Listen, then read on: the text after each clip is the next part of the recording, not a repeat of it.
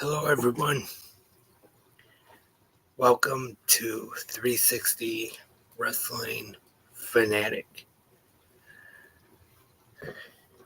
No intros or previews today, just getting right into it. Hard episode to do tonight, of course.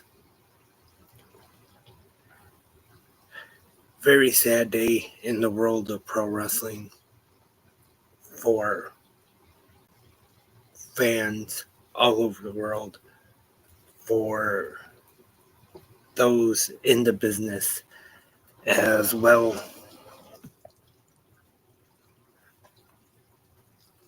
I was shocked today the passing of, I would say, one of my childhood heroes, someone I've watched my whole life.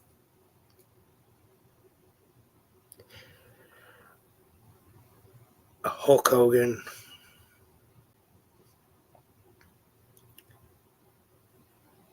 I remember when I first got the notification, and actually I was thinking about doing the podcast earlier this afternoon when I got home from work, but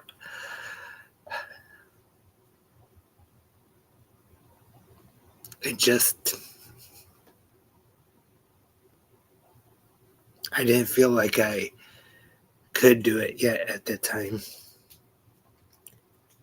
And I know I'm not going to talk about him, but I know there was some things said and done recent years, people's opinions on Hulk Hogan has changed, but still, to me, and I'm sure other wrestling fans as well all over the world, still, he's someone they grew up watching, have watched almost their whole lives, and have been lives. Me as someone who has been watching wrestling as long as I can remember, pretty much my whole life, basically.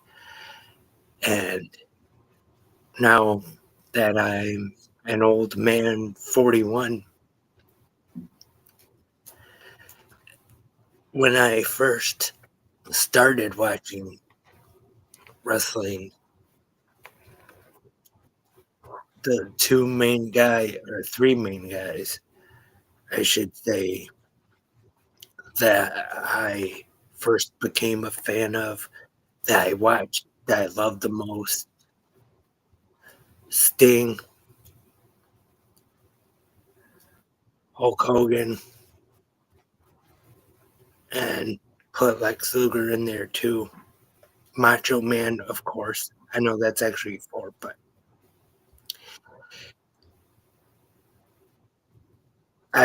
when I just thought of Lex Luger, you put him in there too. But the main three, definitely Sting,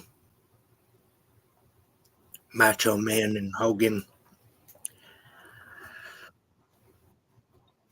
And I think I've mentioned this a little bit on the podcast before, but to be honest, I don't remember exactly what age I was when I started watching pro wrestling.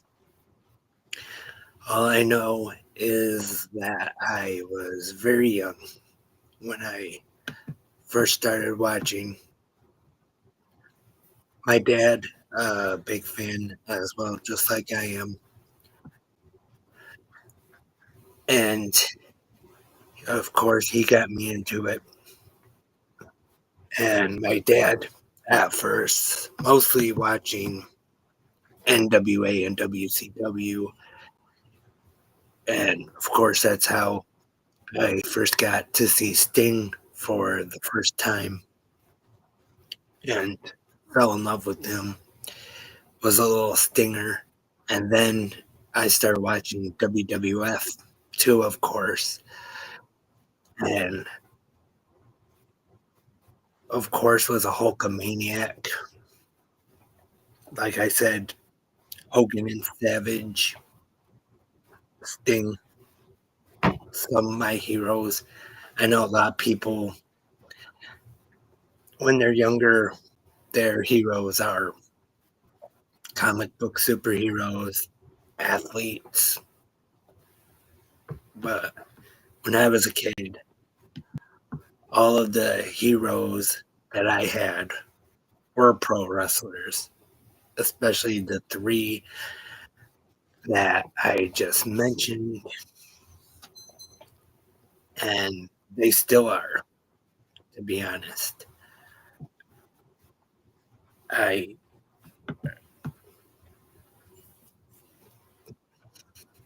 that's why I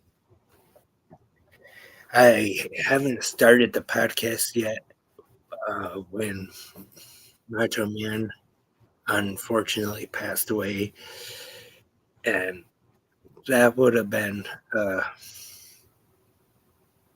difficult one too if I was doing the podcast at the time. But and I'm not saying it's, of course, it's tough when anybody passes away, but especially when someone you have watched and looked up to just about your whole life. Really tough. But Hulk Hogan, of course, the Hulkster, born Terry Jean Bollea, and 71 years old. I recommend earlier today, Post Wrestling did like a breaking news stream or podcast, uh, probably better than I'd be able to do, but I just wanted to come on here real quick and do a podcast and also live stream here on YouTube about Hulk Hogan.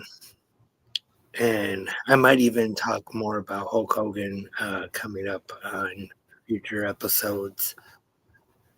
I just remember when 1990s, oh, I want to mention the Survivor Series back probably when the biggest time period of my Hulkamania uh, journey, or I don't know if I really caught that, but huge Hulkamaniac at the time. Survivor Series here in Detroit at Joe Louis Arena. Unfortunately, was not able to go, but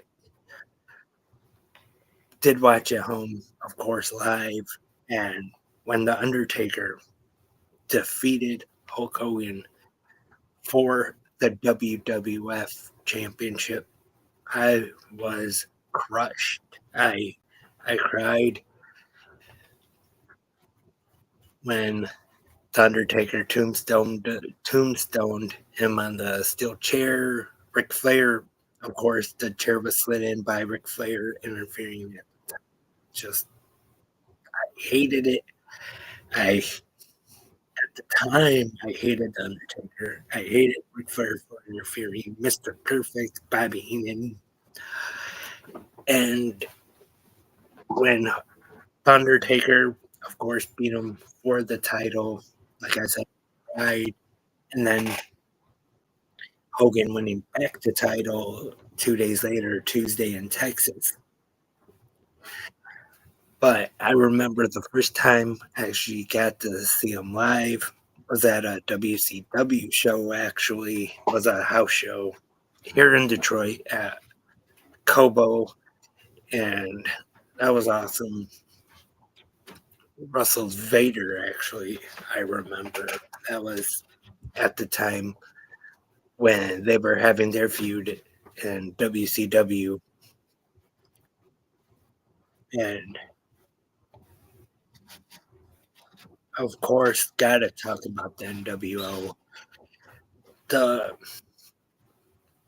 Of course, '94 he jumped to WCW and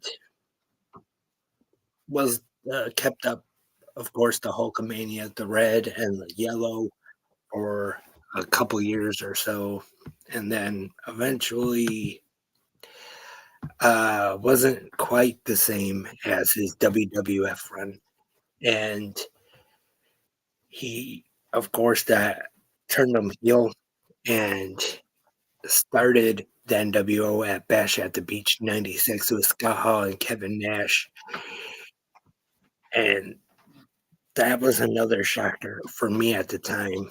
Hulk Hogan, the Say Your Prayers, Take Vitamins, ultimate good guy at the time, becoming bad guy.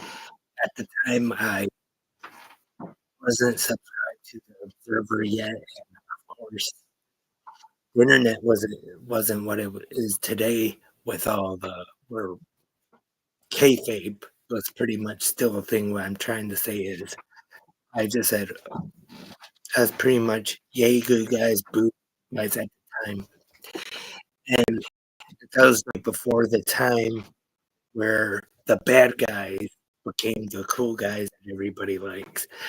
And well, actually, that really started it, to be honest, because even though Hulk Hogan came out, was the third man, turned his back on WCW, turning on Sting and Randy Savage, I still liked Hogan.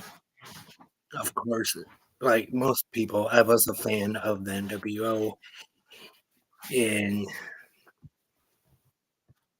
that was pretty much the start of the cool bad guys, I guess you could say, in pro wrestling. And first couple years or so, the NWO, of course, was hot, and then eventually they just got to adding too many members, where it seemed like just anybody could be a part of the NWO. But at first, though, it was just something different that we have never seen before in pro wrestling, and to be honest, probably never will again, or at least I don't think so anyway. And after WCW, he returned to WWF. Well, part of the NWO when Vince McMahon was trying to kill his own creation. He came back. Of course, was supposed to be the heel, the bad guy, and which led to WrestleMania 18 in Toronto at the Skydome versus The Rock, who, of course, him and Stone Cold, the two top stars at that time. And on the TV leading up to Mania, Hogan, he was the heel, he was booed. And uh, WrestleMania, when the match happened there in Toronto, the fans there didn't want any of it. Hogan, even though it went against what WWF wanted, he was the baby face. He was the one getting the biggest pop. And The Rock was probably the biggest heel there at the Sky Dome that night. And of course, The Rock won that match, and then the crowd cheered both of them. And then after that, had Scott Hall, Kevin Nash turn on Hogan after, and then went back to the ring. Oh, and actually had a good run with WWE at that time, where Triple H worked Chris Jericho, worked Kurt Angle, won the tag team titles with Edge on the 4th of the July on SmackDown. And I remember Hulkamania shows. As I think it was a tour. I don't remember how many shows exactly he did, and it was in Australia. Unfortunately, there was a plan to have the shows on DVD and everything, but unfortunately, I know I heard this story, but I don't really want to get into it too much, but it didn't work out.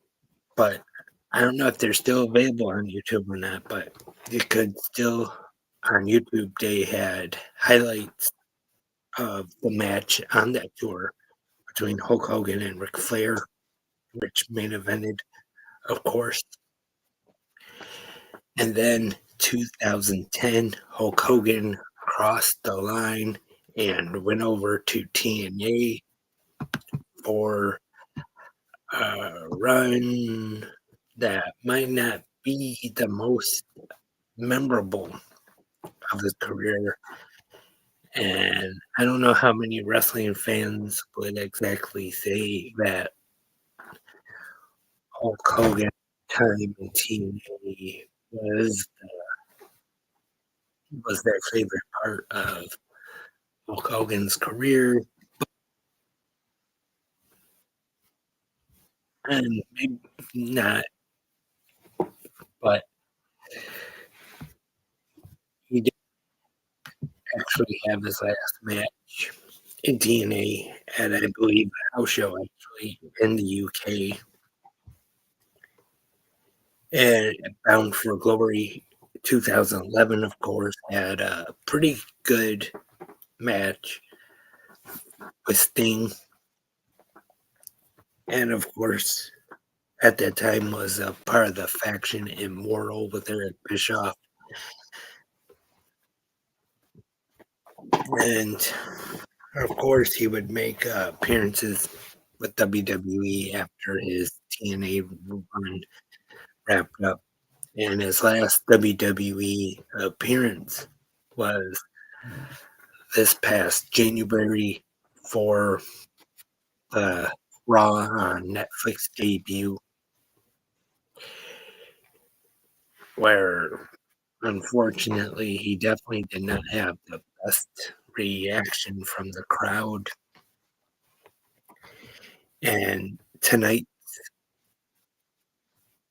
Impact was dedicated to Hulk Hogan, their live episode, so they were able to add the graphic at the beginning and introduction from Tom Hannafin at the top of the show tonight of Impact. And I am curious tomorrow night on SmackDown WWE what kind of tribute they're going to do. I'm sure they'll do something. I don't know if it'll just be a video package at the beginning, 10 bell salute we could get, or maybe we'll have some superstars sit down, share their favorite Hogan moments, maybe see some highlights during the night of career. I'm sure it will be for Hogan tomorrow on SmackDown. And thank you for tuning in, everyone. And not gonna plug anything or talk about anything, but this is just about the Hulkster tonight. Thank you for tuning in. And like I said, I might have more episodes where I talk more about Hogan. And it's definitely a very sad day for all of us pro wrestling fans. And Hulkster, rest in peace, brother.